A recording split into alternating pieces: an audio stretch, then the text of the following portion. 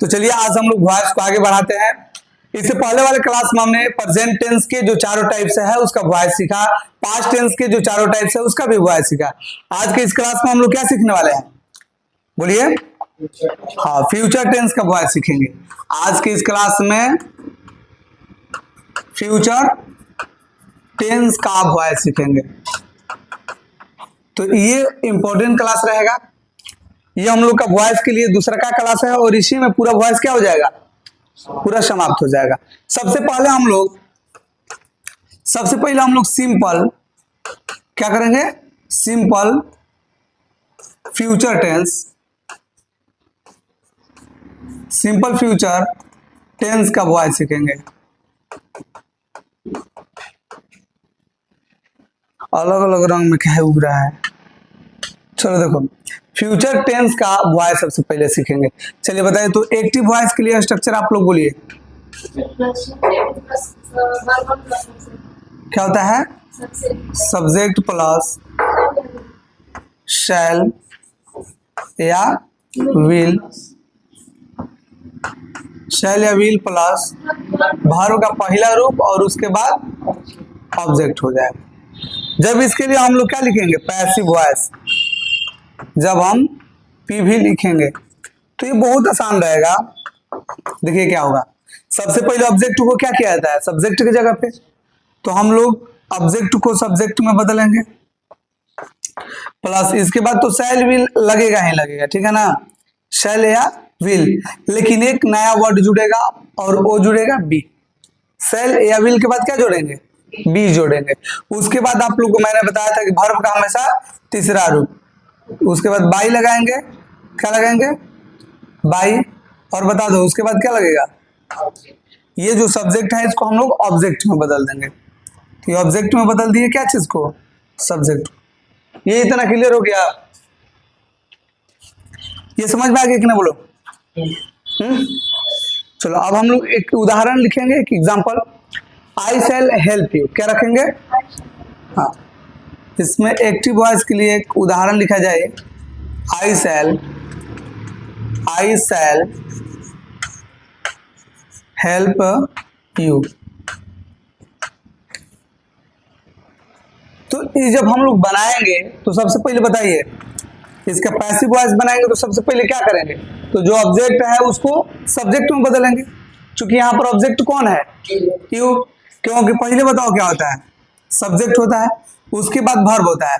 तो ये दोनों वर्ब है, एक हेल्पिंग वर्ब है और एक मेन वर्ब है।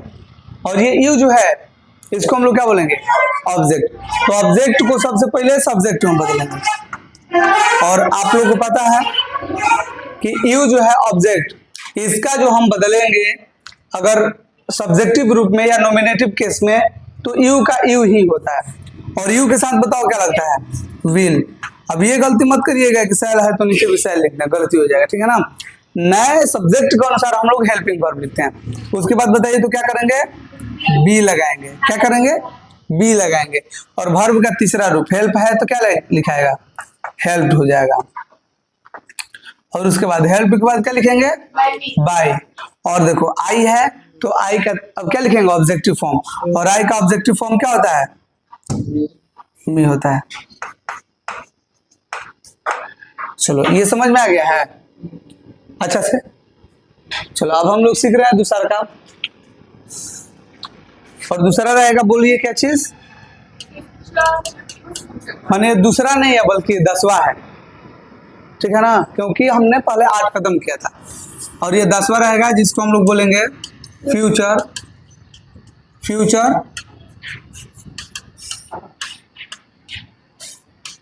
कंटिन्यूअस टेंस का वॉइस। थोड़ा सा आप लोग सीखिएगा।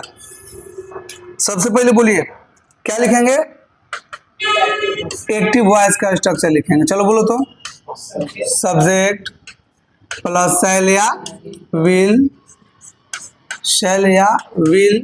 प्लस बी प्लस वर्ब में आईएनजी और प्लस ऑब्जेक्ट। तो बहुत आसान है, देखो कैसे। जब इसका हम पैसिव वॉइस लिखेंगे, क्या लिखेंगे, पैसिव वॉइस, तो क्या करेंगे, सबसे पहले ऑब्जेक्ट को सब्जेक्ट की जगह पर ना, प्लस शैल विल तो लगभग करेगा, शैल या विल में से कोई तो लगभग करेगा। उसके बाद बी भी लगेगा, देखो बी भी लगेगा। और वर्ब में आईएनजी है, तो मैंने क्या बताया था कि वर्ब में आईएनजी रहेगा तो क्या लगाएंगे, बीइंग। तो इसमें हम एक नया वर्ड जोड़ेंगे, बीई। क्या जोड़ेंगे, BEING, बीइंग। हो गया ना बीइंग। उसके बाद बताओ क्या करेंगे वर्ब का, हाँ बी बीइंग, और वर्ब के तीसरा रूप। उसके बाद बताओ क्या करेंगे, बाई, और उसके बाद ऑब्जेक्ट। ये ऑब्जेक्ट जो रहेगा सब्जेक्ट का बदला हुआ रूप रहेगा। ये सारा समझ में आ गया क्या? चलो अब देखो, जब हम लोग आगे लिखेंगे इसका एग्जाम्पल, तो लिखेंगे आई शैल बी डूइंग दिस। क्या लिखेंगे, एक्टिव वॉइस के लिए मैं आप लोग को एग्जाम्पल दे रहा हूं। आई शैल बी डूइंग दिस। तो बोलिए, तो सबसे पहले क्या करेंगे, दिस को, यहां पर जो दिस लिखा हुआ है ये ऑब्जेक्ट की जगह पे है, और ऑब्जेक्ट को सबसे पहले हम लोग क्या करेंगे, सब्जेक्ट। तो ये हो जाएगा दिस, और दिस के साथ क्या लगेगा, विल, बी, उसके बाद बीइंग। देखो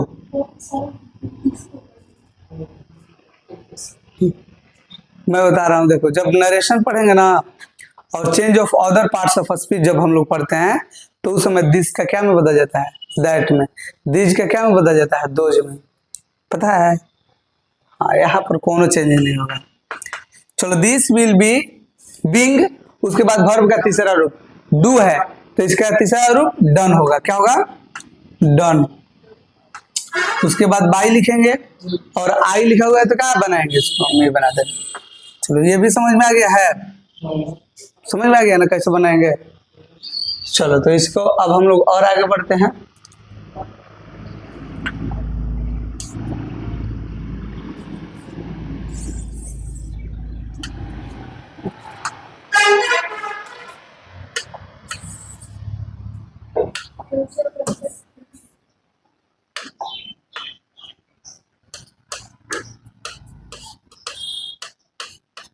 क्लियर है, फ्यूचर परफेक्ट टेंस का वॉइस। तो इसमें सबसे पहले हम लोग को लिखना होगा एबी का स्ट्रक्चर ना। चलिए बोलिए, एक्टिव वॉइस के लिए स्ट्रक्चर अगर लिखेंगे तो बताओ क्या होगा, सब्जेक्ट प्लस शैल या विल प्लस हैव। क्या होता है, शैल या will plus have, plus verb का तीसरा रूप होता है। अब क्या होता है, वर्ब का तीसरा रूप प्लस ऑब्जेक्ट। जब इसका हम पैसिव वॉइस लिखेंगे तो जो ऑब्जेक्ट है ना, इसको क्या में बदल देंगे, सब्जेक्ट में। उसके बाद बताइए तो क्या लिखेंगे,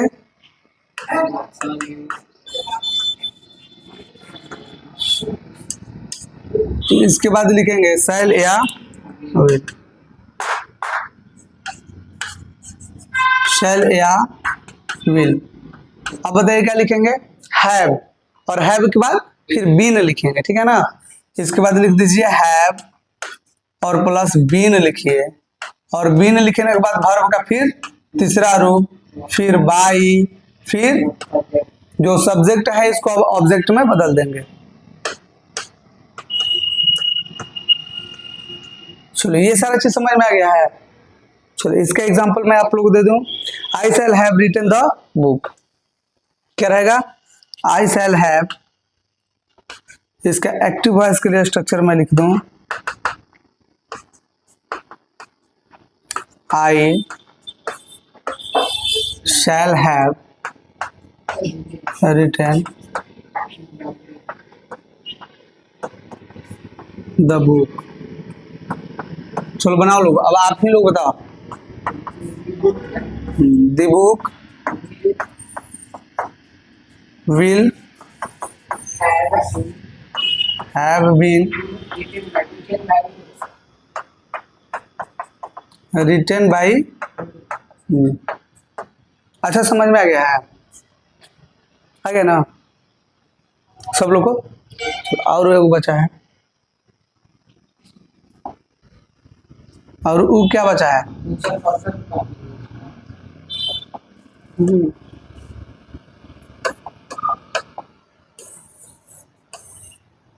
फ्यूचर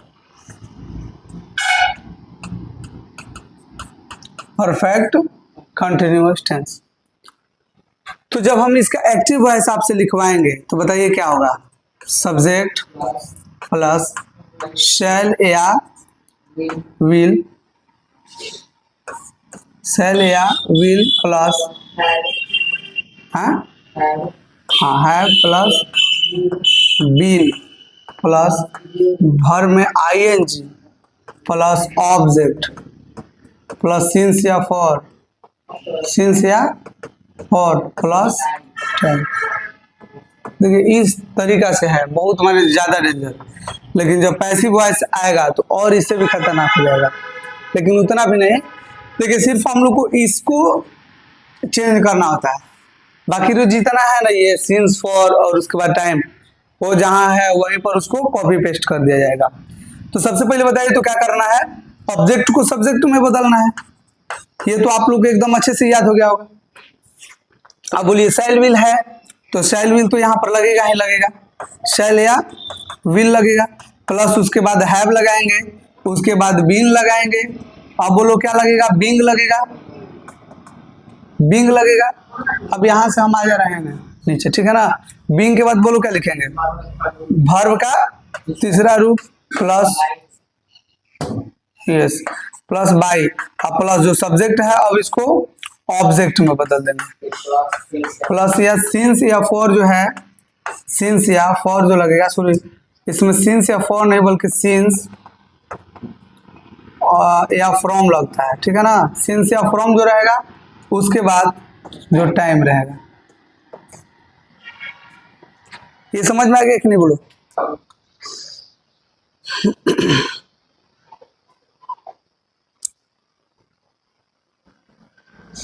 फॉर या फ्रॉम, सिंस नहीं लगता है,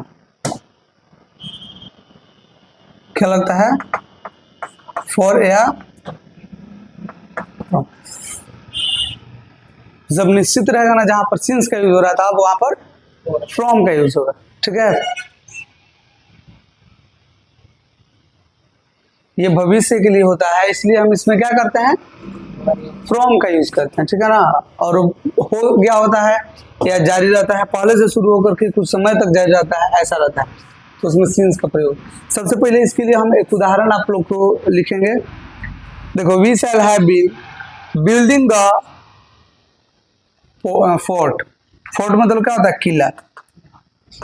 we shall have been we shall have been building the fort,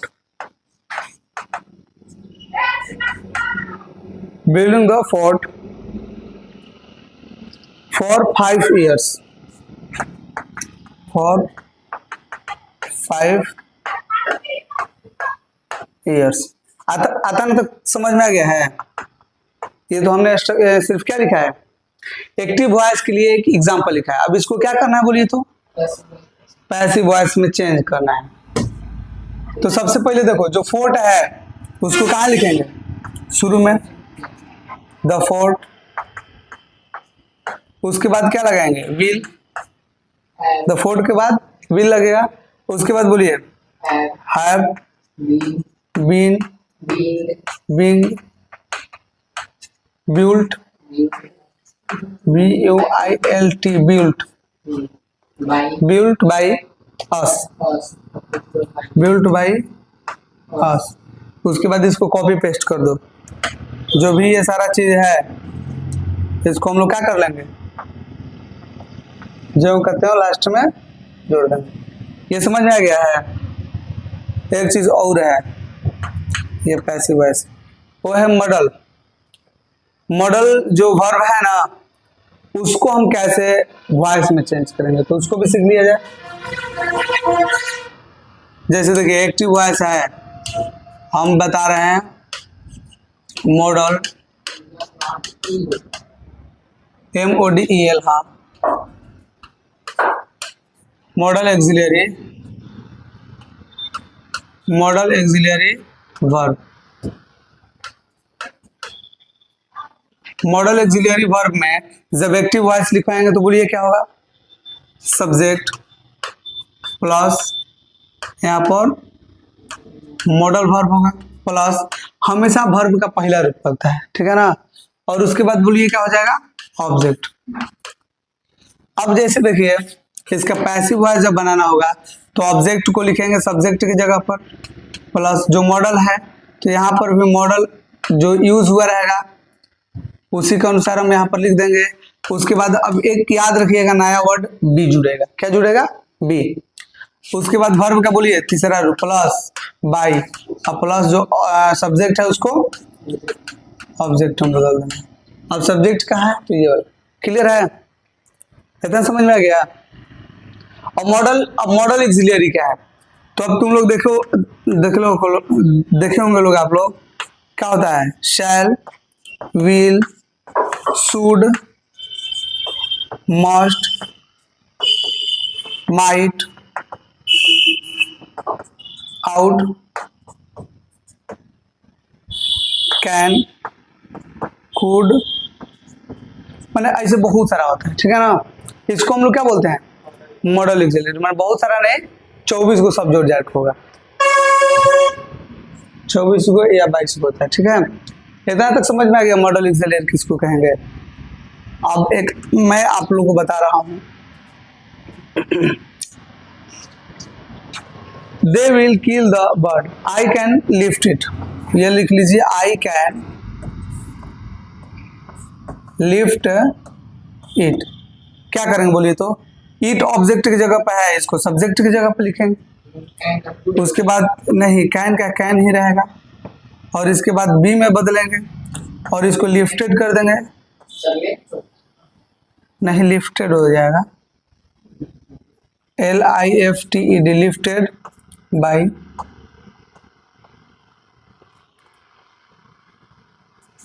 हाँ सही है, समझ में आ गया, नहीं आया, लिफ्ट क्या क्या होता है, लिफ्टेड ही होता है। तो इस प्रकार से हम लोग क्या कर लिए, वॉइस को अच्छे तरीके से सीख लिए हैं। अब आगे हम लोग नरेशन सीखेंगे।